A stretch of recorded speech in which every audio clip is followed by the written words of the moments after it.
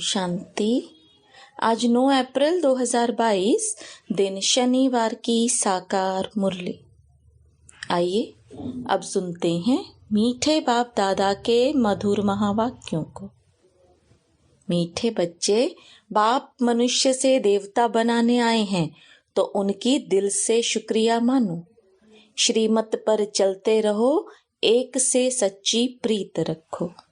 प्रश्न: जिन बच्चों की बाप से प्रीत है उनकी निशानियां क्या होंगी? उत्तर: बाप से सच्ची प्रीत है तो एक उन्हें ही याद करेंगे, उनकी ही मत पर चलेंगे।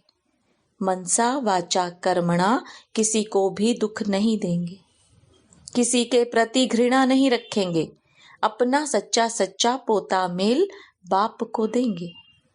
कुसंग से अपनी संभाल करेंगे। गीत: धीरज धर मनुआ, सुख के दिन भी आएंगे। ओम शांति। ब्राह्मणों को तो जरूर धीरज ही होगा, क्योंकि ब्राह्मणों की ही परमपिता परमात्मा के साथ प्रीत है। नंबरवार पुरुषार्थ अनुसार सबकी एक जैसी प्रीत नहीं है। जैसे बाबा मम्मा और बच्चे अपना अपना अनुभव सुनाते हैं, अहम आत्मा अपने लिए कहते हैं, बाबा फिर अहम परमात्मा कहेंगे। अहम आत्मा कहती है, मैं परमपिता परमात्मा को बहुत याद करती हूँ, क्योंकि जानती हूँ आधा कल्प हमने रावण राज्य में बहुत दुख देखा है। ऐसे भी नहीं शुरू से दुख होता है, नहीं, रावण राज्य में धीरे धीरे दुख की वृद्धि होती है, कलाएं कम होती जाती हैं। अहम आत्मा को अब परम पिता परमात्मा बतलाते हैं कि पहले तुम अव्यभिचारी भक्ति में थे, सिर्फ मुझे याद करते थे, फिर व्यभिचारी रजोगुणी भक्ति में आए, अभी तो तमोगुणी भक्ति हो गई है। जो आया उनको पूजते रहते हैं। इसको कहा जाता है भूत पूजा, क्योंकि शरीर 5 तत्वों का बना हुआ है। यह फलाना स्वामी है, सिर्फ 5 तत्वों के शरीर को देख कहते हैं, उन्हों के चरणों में गिर जाते हैं। यह है तमो प्रधान भक्ति। अभी हम आत्मा जानते हैं, परम पिता परमात्मा फिर से आए हैं हमको अपना वर्षा देने के लिए, इसलिए जितना हो सके उनको याद करते हैं। उनका फरमान है, निरंतर मुझे याद करो। देही अभिमानी भव अथवा आत्म अभिमानी भव। बाबा सुनाते हैं, घड़ी घड़ी बाप का शुक्रिया करता हूँ। बाबा, अब आपने मुझे अंधियारे से निकाला है।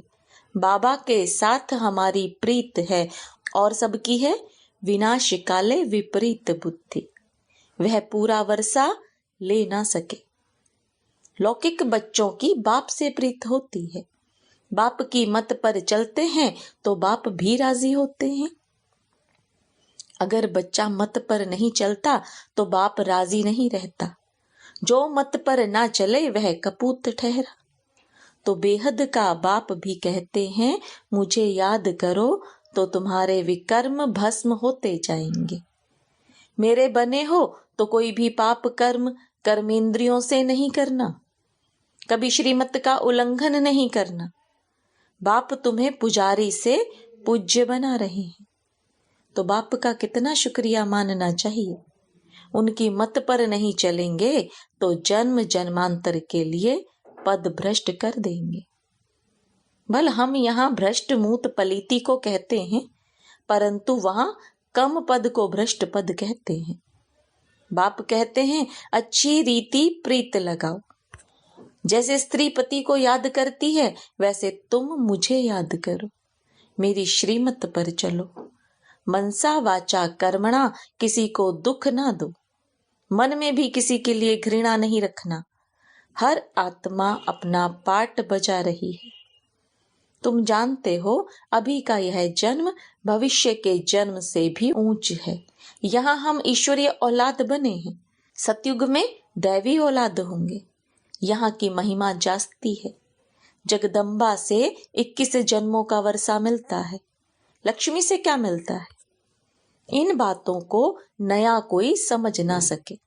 आते तो बहुत हैं, परंतु जिनको निश्चय नहीं वह ठहर ना सके। बाबा मम्मा बच्चों के मित्र संबंधी आते तो बहुत हैं, अथवा ऑफिसर्स आदि आते हैं तो अलाउ किया जाता है। कहाँ तीर लग जाए, विचारों का कल्याण हो जाए, झट पता लग जाता है ईश्वरीय कुल का है व आसुरी कुल का है। प्रीत लगती है व नहीं।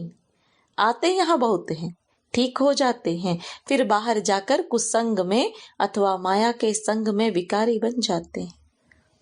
लिखते हैं हमने हार खाई, लेकिन अगर ना बताएं तो और वृद्धि होती जाएगी। तुम्हारी अब प्रीत बुद्धि है बाप के साथ। हाँ, तुम्हारे में भी नंबरवार पुरुषार्थ अनुसार प्रीत बुद्धि है। शिव बाबा बच्चों को समझाते हैं कभी भी कोई विकर्म नहीं करना, श्रीमत पर चलना। बाबा के बने हो तो तुम्हारी चलन भी ऐसी होनी चाहिए। बाबा को पूरा मालूम होना चाहिए बाबा मुक्ति जीवन मुक्ति, विश्व की बादशाही देते हैं और बच्चों के पास क्या है वह बाप को पता नहीं है। बाप के पास तो पूरा पोता मिलाना चाहिए। मेरे को देने से तुम्हारा नुकसान नहीं होगा, वह तो सब पैसे आदि अपने काम में ले लेते हैं, मैं तो हूं निराकार। तुम बच्चों के ही काम में लगाता हूं, जैसे गांधी जी देश के काम में लगाते थे, इसलिए उनका नाम बाला है। बरोबर गांधी ने कांग्रेस राज्य स्थापन किया, नहीं तो यहाँ राजाओं का राज्य था। अभी बाप फिर से नई राजधानी राम राज्य स्थापन कर रहे हैं। यह बात सभी बच्चों की बुद्धि में बैठती नहीं है। अगर बैठे तो खुशी का पारा भी चढ़े। बाबा के साथ योग लगाते रहें। बाबा कहते हैं परम धाम में रहने वाले बाप को वहां याद करो जहां जाना है। अब ड्रामा पूरा होना है। ड्रामा को कोई जानते ही नहीं, ना कोई कि मेरे साथ प्रीत है। कहते हैं हम परंपरा से गंगा स्नान करते आए हैं। क्या सतयुग में भी करते थे? परंपरा का भी अर्थ नहीं समझते हैं। बाबा कहते हैं अब तुम्हारे सुख के दिन आ रहे हैं। तुम्हारी बुद्धि में धीरज है, कोई तो कुछ भी समझते नहीं है। यहां से समझकर जब बाहर जाते हैं तो माया सारा ही खा जाती है। जैसे मक्खी मरती है तो चींटियां सारा उनको हप कर लेती हैं, यहां भी मरते हैं तो चींटियां लेकर सारा हप कर लेती हैं। माया भी बलवान है, कम नहीं है, बड़ी लड़ाई लगती है। यहाँ रहते भी क्लास में नहीं आते हैं तो समझा जाता है यह स्वर्ग के मालिक नहीं बन सकते, कृष्णपुरी में जा ना सके, कुछ भी वैल्यू नहीं। तुम जो हीरे जैसे बनते हो उन्हों की ही वैल्यू है। तुम जानते हो हम वर्थ पाउंड बन रहे हैं। एक घर में एक हंस एक बगुला होगा तो खिटपिट जरूर चलेगी। यहाँ तो बगुले से किनारा होता है। मूत पलीती के हाथ का तुम खा भी नहीं सकते हो। परंतु बच्चों का बाप से इतना लव तो है नहीं, इसलिए सोचते हैं कि पेट कहाँ से भरेगा। अरे भील लोग कहाँ से खाते हैं। आजकल तो कोई कफनी पहन ले तो मुफ्त में पैसे मिलते रहते हैं, सब पांव पड़ते रहते हैं। जो आएगा मूर्ति के आगे पैसा रखता जाएगा, बहुत इजी। यह दुनिया ही ऐसी है, बच्चों को ख्याल करना चाहिए। यह दुनिया जल्दी खलास हो तो स्वर्ग में जाएं, परंतु लायक भी बने ना, पद भी पाना है ना। वहां भी पोजीशन का फर्क रहता है, पढ़ाने वाला एक ही है। कोई राजा रानी, कोई नौकर चाकर, कोई साहूकार प्रजा। राजधानी स्थापन हो रही है और धर्म स्थापक राजाई नहीं स्थापन करते हैं। इसलिए बाबा कहते हैं खबरदार रहो। विनाश काले पूरी प्रीत बुद्धि चाहिए। जितनी प्रीत होगी उतना बाप से वर्षा मिलेगा। याद करने का भी सिखाया जाता है। बाबा बतलाते हैं बाबा को और चक्र को याद करो। स्वदर्शन चक्र फिराओ, हम लाइट हाउस हैं, खिवैया हमारी नैया को पार ले जाता है। एक आंख में शांति धाम, एक आंख में सुख धाम रखना है। अच्छा, मीठे मीठे सिकिलदे बच्चों प्रति माता पिता बाप दादा का याद प्यार और गुड मॉर्निंग। रूहानी बाप की रूहानी बच्चों को नमस्ते। रूहानी बच्चों की रूहानी बाप दादा को याद प्यार गुड मॉर्निंग और नमस्ते। धारणा के लिए मुख्य सार।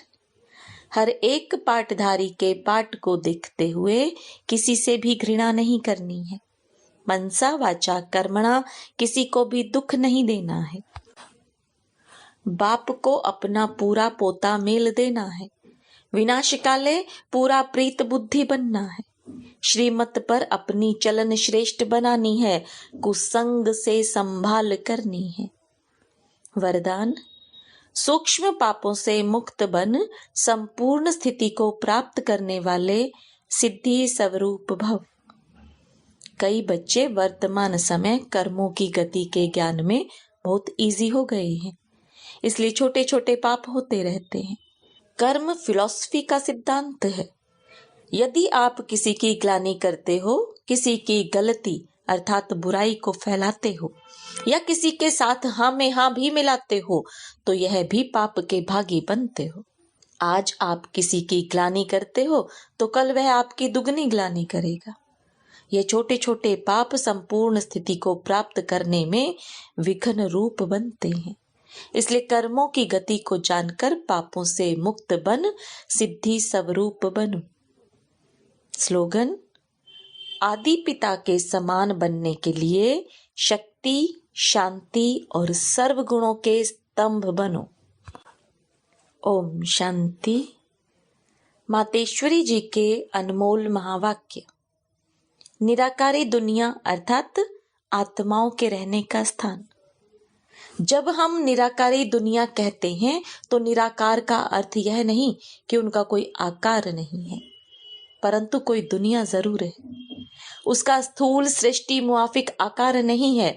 जैसे परमात्मा निराकार है, लेकिन उनका अपना सूक्ष्म रूप अवश्य है। हम आत्मा और परमात्मा का धाम निराकारी दुनिया है। तो जब हम दुनिया अक्षर कहते हैं तो इससे सिद्ध है वो दुनिया है और वहां कोई रहता है, तभी तो दुनिया नाम पड़ा है। अब दुनियावी लोग तो समझते हैं परमात्मा का रूप भी अखंड ज्योति तत्व है, लेकिन वह तो परमात्मा के रहने का ठिकाना है, जिसको रिटायर्ड होम कहते हैं। तो हम परमात्मा के घर को परमात्मा नहीं कह सकते। अब दूसरी है आकारी दुनिया, जहां ब्रह्मा विष्णु शंकर देवताएं आकारी रूप में रहते हैं, और यह है साकारी दुनिया, जिनके दो भाग हैं। एक है निर्विकारी स्वर्ग की दुनिया, जहां आधा कल्प सदा पवित्रता और सुख शांति है। दूसरी है विकारी कलयुगी दुख और अशांति की दुनिया। अब यह दो दुनियाएं क्यों कहते हैं? क्योंकि यह जो मनुष्य कहते हैं स्वर्ग और नरक दोनों परमात्मा की रची हुई दुनिया है। इस पर परमात्मा के महावाक्य हैं। बच्चे, मैंने कोई दुख की दुनिया नहीं रची। जो मैंने दुनिया रची है वो सुख की रची है। अब यह जो दुख और अशांति की दुनिया है, वो मनुष्य आत्माएं अपने आप को और मुझ परमात्मा को भूलने के कारण यह हिसाब किताब भोग रहे हैं। बाकी ऐसे नहीं, जिस समय सुख और पुण्य की दुनिया है वहां कोई सृष्टि नहीं चलती। हाँ, अवश्य जब हम कहते हैं कि वहां देवताओं का निवास स्थान था, तो जरूर वहां प्रवृत्ति चलती थी, परंतु विकारी पैदाइश नहीं थी, जिस कारण कोई कर्म बंधन नहीं था। उस दुनिया को कर्म बंधन रहित स्वर्ग की दुनिया कहते हैं। तो एक है निराकारी दुनिया, दूसरी है आकारी दुनिया, तीसरी है साकारी दुनिया। भगवान के आने का अनादि रचा हुआ प्रोग्राम। यह जो मनुष्य गीत गाते हैं, ओ गीता के भगवान अपना वचन निभाने आ जाओ। अब तो स्वयं गीता का भगवान अपना कल्प पहले वाला वचन पालन करने के लिए आए हैं और कहते हैं, हे बच्चे, जब भारत पर अति धर्म ग्लानि होती है, तब मैं इसी समय अपना अंजाम पालन करने अर्थात वायदा निभाने के लिए अवश्य आता हूँ। अब मेरे आने का यह मतलब नहीं है कि मैं कोई युगे युगे आता हूँ। सभी युगों में तो कोई धर्म ग्लानि नहीं होती, धर्म ग्लानि होती ही है कलयुग में। तो मानो परमात्मा कलयुग के समय आता है और कलयुग फिर कल्प कल्प आता है, तो जरूर वह कल्प कल्प आता है। कल्प में फिर 4 युग हैं, उसको ही कल्प कहते हैं। आधा कल्प सतयुग त्रेता में सतोगुण सतो प्रधान है, वहां परमात्मा के आने की कोई जरूरत नहीं। और द्वापर युग से तो फिर दूसरे धर्मों की शुरुआत है, उस समय भी अति धर्म ग्लानि नहीं है। इससे सिद्ध है कि परमात्मा तीनों युगों में तो आता ही नहीं है। बाकी रहा कलयुग, उसके अंत में अति धर्म ग्लानि होती है। उसी समय परमात्मा आए अधर्म विनाश कर सत धर्म की स्थापना करते हैं। अगर द्वापर में आया हुआ होता तो फिर द्वापर के बाद सतयुग होना चाहिए, फिर कलयुग क्यों? ऐसे तो नहीं कहेंगे, परमात्मा ने घोर कलयुग की स्थापना की। अब यह तो बात नहीं हो सकती, इसलिए परमात्मा कहते हैं मैं एक हूं और एक ही बार आए अधर्म का विनाश कर, कलयुग का विनाश कर सतयुग की स्थापना करता हूं। तो मेरे आने का समय संगम युग है। अच्छा, ओम शांति।